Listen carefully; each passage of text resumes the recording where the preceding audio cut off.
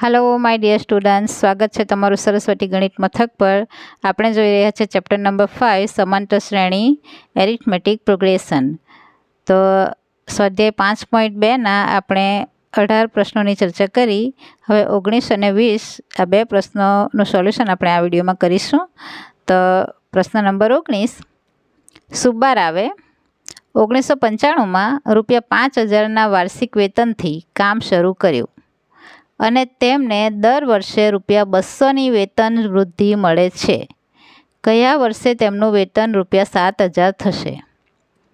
1995માં ₹5000 વાર્ષિક પગારથી કામ શરૂ કરેલું સુબ્બારાવે અને દર વર્ષે એને ₹200ની વેતન વૃદ્ધિ મળે છે। એટલે 95માં 5000 હોય તો એના પછીના દર વર્ષે 200 એના વધે છે, તો ₹7000 એના કયા વર્ષે થશે? આપણે જોઈએ સુબ્બારાવની પ્રથમ વર્ષની આવક બરાબર ₹5000, તેની બીજા વર્ષની આવક બરાબર 5000 વત્તા 200 એટલે ₹5200, ત્રીજા વર્ષની આવક બરાબર 5200 વત્તા 200 એટલે કે આગલા વર્ષમાં બીજા 200 વધી ગયા એટલે ₹5400। હવે ધારો કે એનમાં વર્ષની આવક એની કેટલી થવાની છે? ₹7000। આપણને કેટલા વર્ષે થશે એ પૂછેલું છે, કયા વર્ષે? તો એનમાં વર્ષે થશે એવું આપણે ધારી લઈએ। ₹7000 એનમાં વર્ષે એનો થશે તો બનતી શ્રેણી કઈ? 5000, 5200, 5400, 5600, 5700, 5800 અને 6000, આ રીતે આગળ જતાં 7000। તો અહીં એ બરાબર 5000 એટલે કે પહેલું પદ, ડી બરાબર ₹200, 200 એડ કરીને આપણે દરેક પદ મેળવેલા છે, એનો અર્થ ડી બરાબર 200, બાદ કરવાથી બી 200 જ મળવાના છે। 5200 ઓછા 5000 એટલે 200। એ એન એટલે કે એનમું પદ છે 7000, તે કેટલામું પદ છે, કયા વર્ષે? એટલે એન આપણે શોધવાનો છે, તો n is equal question mark. હવે સૂત્ર છે આપણું એ એન બરાબર a plus n minus 1 into D.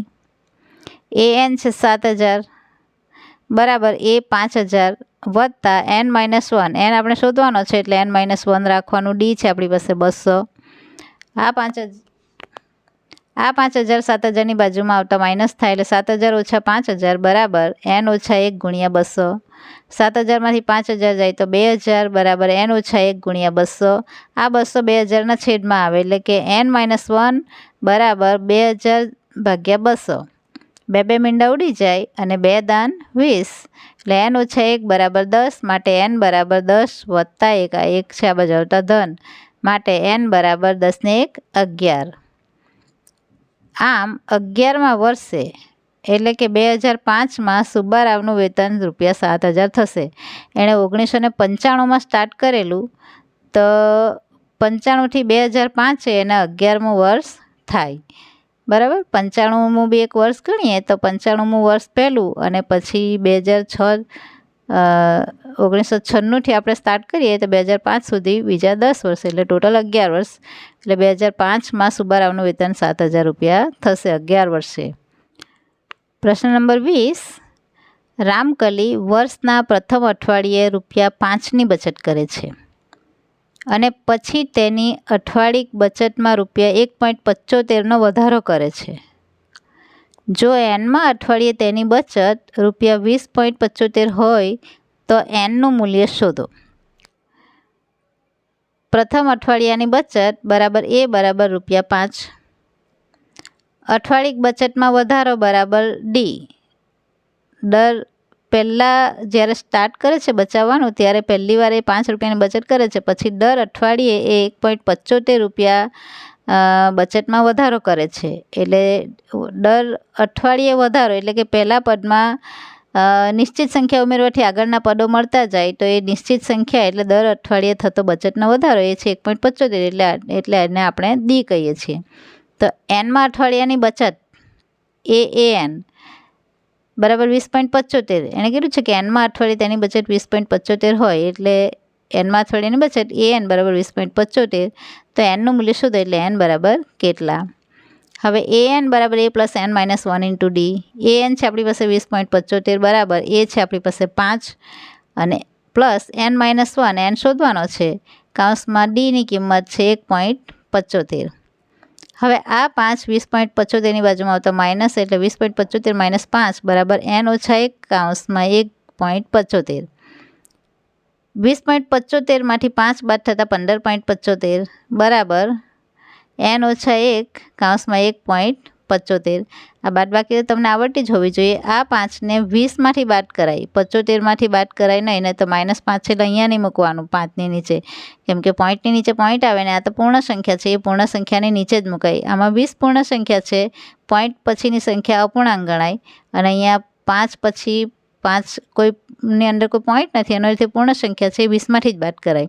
એટલે 20માંથી 5 15, 15.75 બરાબર n ઓછા 1 ગુણ્યા 1.75. આ 1.75 15.75ના છેદમાં આવે એટલે એક સાઈડ રહી જાય n-1. તો n-1 બરાબર 15.75 છેદમાં 1.75. હવે પોઈન્ટ પછી બે આંકડા છે, નીચે પણ પોઈન્ટ પછી બે આંકડા છે, એનો અર્થ પોઈન્ટ નીકળી જાય. તો 1575 છેદમાં 175. હવે જો એકમ અને દશકનો અંક મળીને જે સંખ્યા બને બે આંકડા છેલ્લા, તેનો જો 25 વડે ભાગ ચાલે તો આખી સંખ્યાનો 25 વડે ભાગ ચાલે. એટલે કે છેલ્લા બે આંકડાથી બનતી સંખ્યાને જો 25 વડે નિશેષ ભાગી શકાય તો પૂરેપૂરી સંખ્યાને 25 વડે નિશેષ ભાગી શકાય. આ એક ચાવી છે 25ની. તો અહીંયા 75 છે એટલે 25 તારી 75, અહીંયા પણ 75 છે એટલે એનો બી 25 ભાગ ચાલશે. તો 25 ગુણ્યા 63, તમે આને 25 ભાગો તો કેટલા મળે? 63. એટલે કે 25 ગુણ્યા 63 બરાબર 1575. 1575 ભાગ્યા તમારે 25 કરી લેવાના. 25નો ઘડિયો તો આવડવો જ જોઈએ, અને આવડી જ જાય, એકદમ સહેલો છે. તો આપણને મળે 63, એટલે 25 ગુણ્યા 63 કરવાના, અથવા તો નહીં ખબર પડે તો અવયવ પાડી લેવાના. છેદમાં 175 એટલે 25 × 175, 7 × 9 63, 25 25 ઉડી જાય એટલે n ઓછા 1 બરાબર મળે છે આપણને 9. માટે n બરાબર આ 1 9ની બાજુમાં જતા ધન એટલે 9 + 1 માટે n બરાબર 10. આમ n માં અઠવાડિયે બચત બરાબર ₹20.75 હોય તો n બરાબર 10. એનું મૂલ્ય શું એમ કેટલું છે? n 10 મીન્સ કે 10માં અઠવાડિયે એની બચત ₹20.75 થાય છે. તો આ છે આપણો સ્વાધ્યાય 5.2નું કમ્પ્લીટ સોલ્યુશન, પ્રશ્ન 20 સુધીનું. હવે આગળના વિડીયોમાં આપણે સ્વાધ્યાય 5.3નું સોલ્યુશન કરીશું. તમને કંઈ પણ સમજ ન પડી હોય અથવા આમાં કોઈ મારી ભૂલ દેખાઈ હોય, મારી કોઈ કચાશ લાગતી હોય, કંઈક ઇમ્પ્રુવમેન્ટ જોઈતું હોય તો કમેન્ટ બોક્સમાં જરૂરથી જણાવજો. હું પૂરો પ્રયત્ન કરીશ સુધારો લાવવાનો અથવા તમને સમજાવવાનો. અને જો વિડીયો ગમ્યો હોય તો તમારા મિત્રોને શેર કરજો, વિડીયોને લાઈક કરજો, અને આપણી ચેનલને સબસ્ક્રાઈબ જરૂરથી કરી લેજો. તો આવજો વિદ્યાર્થી મિત્રો. જય મા સરસ્વતી. Thanks for watching.